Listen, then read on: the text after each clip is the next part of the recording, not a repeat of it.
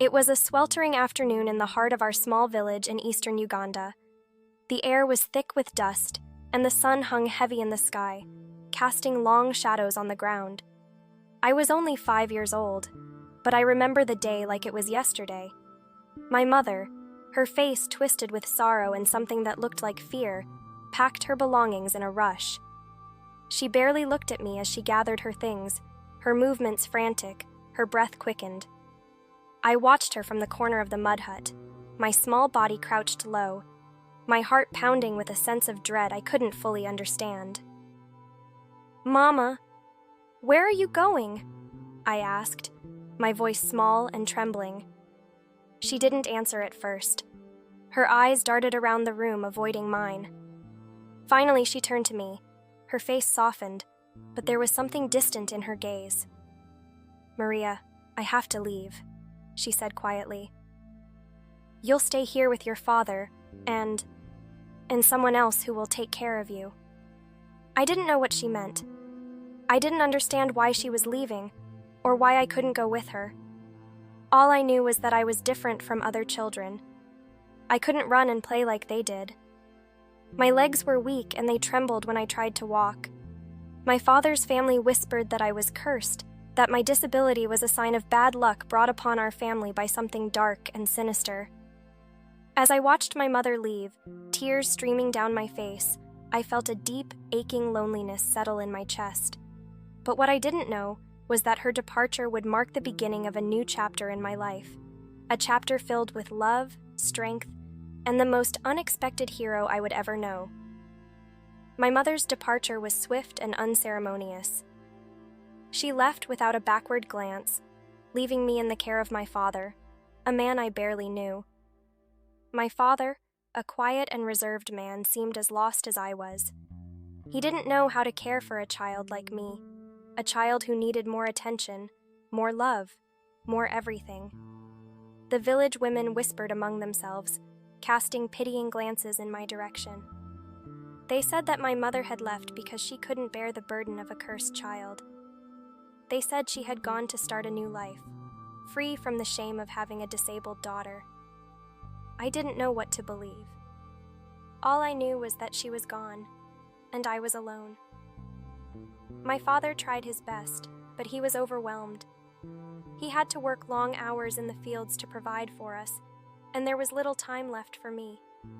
I spent most of my days alone in our small hut, staring out at the world beyond, a world that seemed so far out of reach.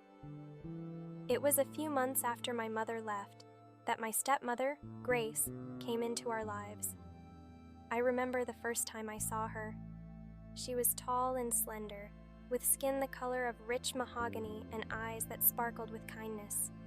She wore a bright yellow katange, and her smile was warm and genuine. I was sitting outside our hut, struggling to walk with the help of a stick when she approached me. "Hello, little one," she said, kneeling down to my level.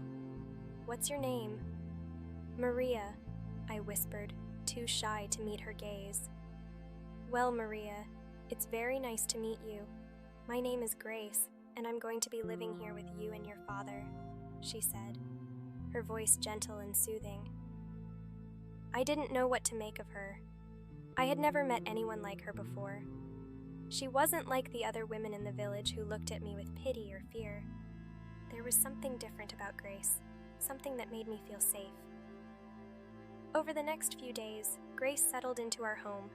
She took over the household chores, cooking, cleaning, and caring for me with a tenderness that I had never known. She never once treated me like I was different or cursed.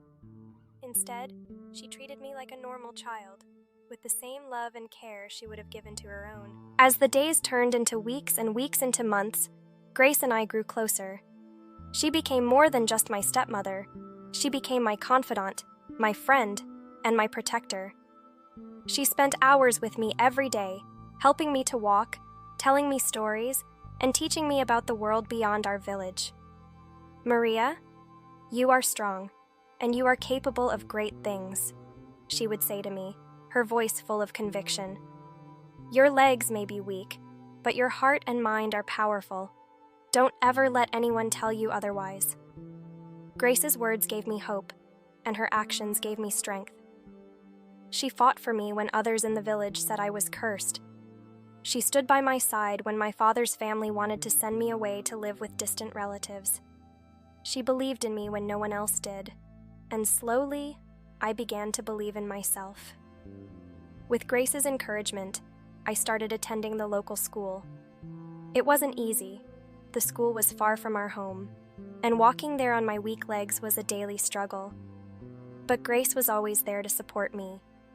She would walk with me every morning, holding my hand, and when the journey became too difficult, she would carry me on her back without a word of complaint.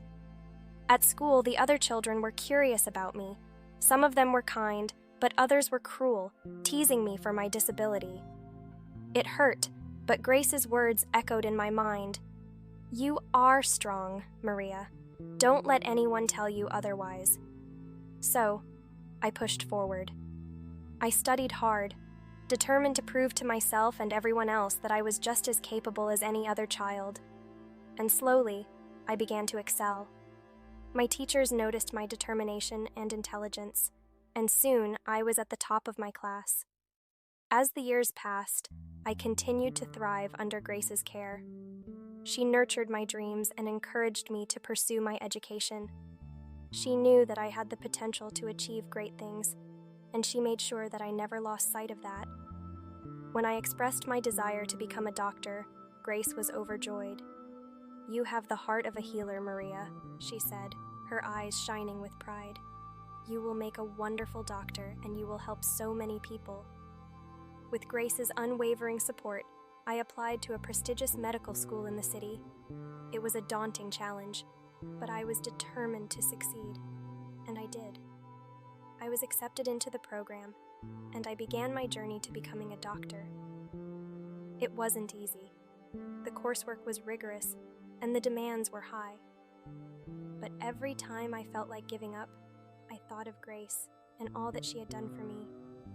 I thought of her love, her strength, and her belief in me, and I pressed on. Years later, I graduated from medical school with honors. As I stood on the stage, holding my diploma, I looked out into the audience and saw Grace's face, beaming with pride. Tears filled my eyes as I realized that I wouldn't be standing there if it weren't for her. She had been my rock, my guide, and my hero. I returned to the village as a doctor, ready to give back to the community that had once shunned me. I opened a small clinic, providing care to those who needed it most. The people who had once whispered about my curse now came to me for help, and I treated them with the same kindness and compassion that Grace had shown me. Grace's health began to decline in her later years, but she remained as strong and loving as ever. I cared for her as she had cared for me, ensuring that she was comfortable and surrounded by love. She passed away peacefully one quiet evening, and although my heart ached with the loss, I knew that her legacy would live on through me and the countless lives she had touched. Today, as I walk through the village, I see the children playing, and I think of Grace. I think of her kindness, her strength, and her unwavering love. She was more than just a stepmother. She was the mother I needed, the hero who saved me, and the reason I am who I am today. My stepmother, my hero. She taught me that love knows no bounds, that strength comes in many forms, and that we are all capable of greatness, no matter our circumstances.